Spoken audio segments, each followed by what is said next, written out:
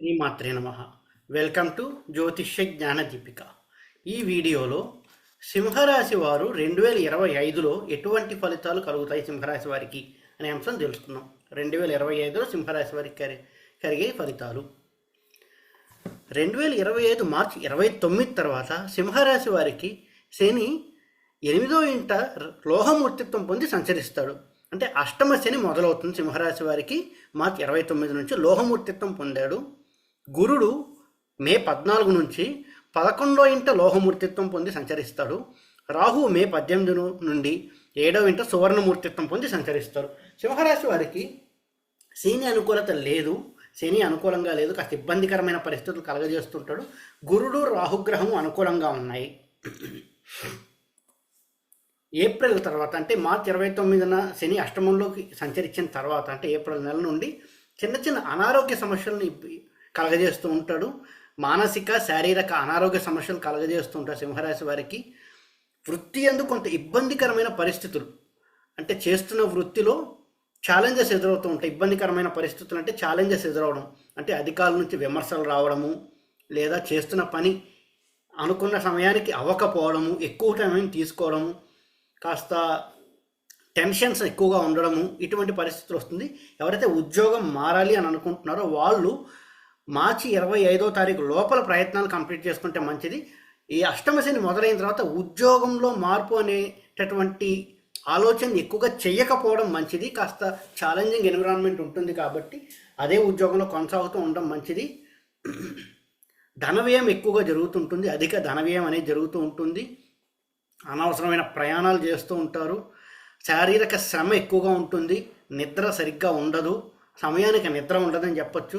ఇటువంటి ప్రాబ్లమ్స్ అన్ని ఫేస్ చేస్తుంటారు సింహరాశి వారు. దీనికి ఏమైనా రెమెడీస్ ఉన్నాయంటే వీరు ఖచ్చితంగా చేసుకోవాల్సిన రెమెడీస్ ఏంటి అంటే శనికి జపం చేయించుకోవాలి.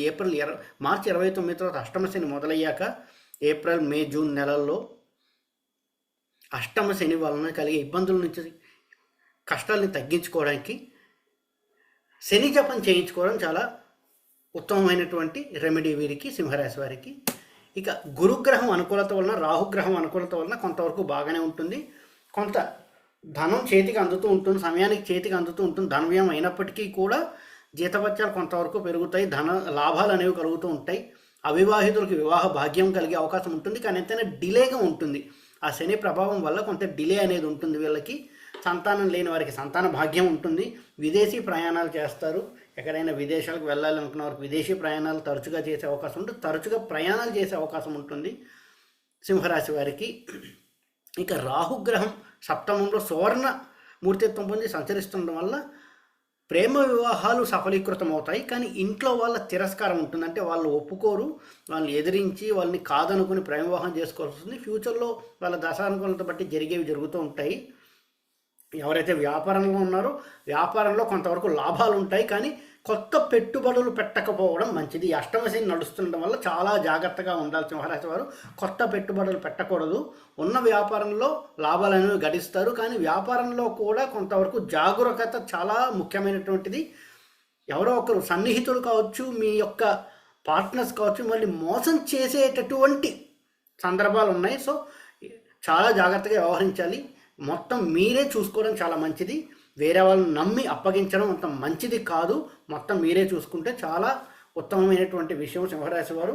అష్టమశని ప్రభావం వల్ల అనుకోని ఇబ్బందులు, మోసాలు జరగడం వ్యాపారంలో లాంటివి జరుగుతాయి కాబట్టి చాలా జాగ్రత్తగా వ్యవహరించాలి. ఏదైనా కొత్త పెట్టుబడి పెట్టాల్సి వస్తే 1కి 1000 సార్లు ఆలోచించుకుని పెట్టాలి. పెట్టకపోవడం ఉత్తమమైన మార్గం. పెట్టాల్సి వస్తే 1కి 1000 సార్లు ఆలోచించుకోవాల్సి ఉంటుంది సింహరాశి వారు. కుటుంబంతో కలిసి సరదాగా విహారయాత్రలకు వెళ్ళే అవకాశం కొంతవరకు కనిపిస్తుంది. రాహుగ్రహం సప్తమంలో ఉండడం వల్ల భార్యాభర్తలు కావచ్చు, కుటుంబం కావచ్చు, సరదాగా ఒక విహారయాత్రకు వెళ్ళే అవకాశం ఉంటుంది. ఓవరాల్గా చూసుకుంటే సింహరాశి వారికి ఎలా ఉంటుందంటే డబ్బు అనేవి చేతికి వస్తూ ఉంటుంది, కానీ ఎప్పటికప్పుడు చాలా జాగ్రత్తగా ఉండాలి. అన్ని విషయాలు వాళ్ళే చూసుకోవడం చాలా మంచిది. ఉద్యోగం విషయంలో కూడా అధికారుల నుంచి విమర్శలు ఎదురవుతాయి, కుంగిపోకండి, కాస్త నిదానంగా ఉండండి. అన్నీ సర్దుకుంటాయి కాలక్రమేణా.